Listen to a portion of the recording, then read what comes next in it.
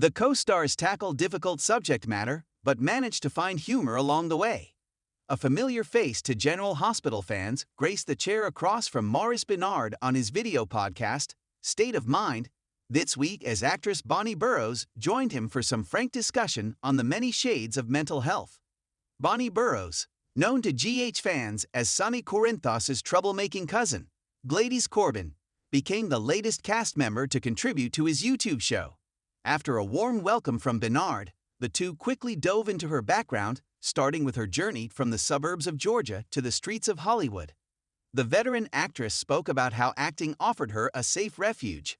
"I was one of those super shy, introverted in school, with very few friends, so the drama club was my outlet in high school. I didn't get asked to the prom, and in that place, and that time, in the South, the boys had to ask you. I think I went on one date in high school." The fear of floundering socially had Burroughs questioning going to the University of Georgia. It was her mother who came up with a solution. "My mom said, there's a regional audition for a drama school in New York." The idea seemed like a welcome respite from attending college. "We could go to Tennessee, and we could go to the audition if you want to." And I thought, okay. And I did that, and I got into the Academy of Dramatic Arts in New York. Small roles on Primetime's Houston Nights and the daytime serial One Life to Live led to a move to Hollywood in 1988.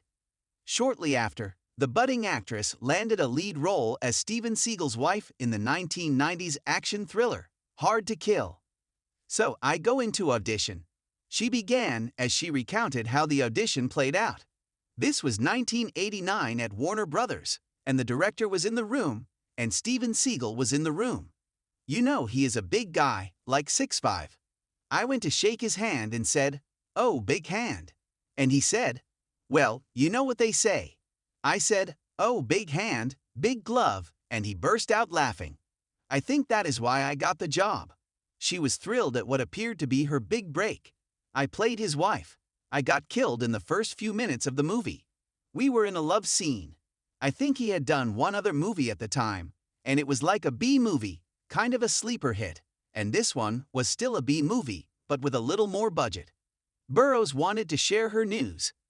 "I called my mother and said, I'm going to be in the movies. It was a big deal. But, like many women before her, she found herself in a very uncomfortable position. So, we are doing this love scene," she began, as she described the incident. "We are both dressed, but he is more dressed than I am. But in between takes, the blocking, and there were no intimacy coordinators back then, so the blocking was that I was on top of him. And then I would slide off of him because they would come in and shoot me, and I would have to reset and climb back on top of him. He was like helping me, finger quotes, get on top of him." The anger still lingered beneath the surface after all these years. "I didn't need help to get repositioned. It was such bullsh asterisked. And again, I don't mind talking about it now because it is important. And because everybody knows how he is. I was definitely sexually harassed," Burroughs revealed to Benard.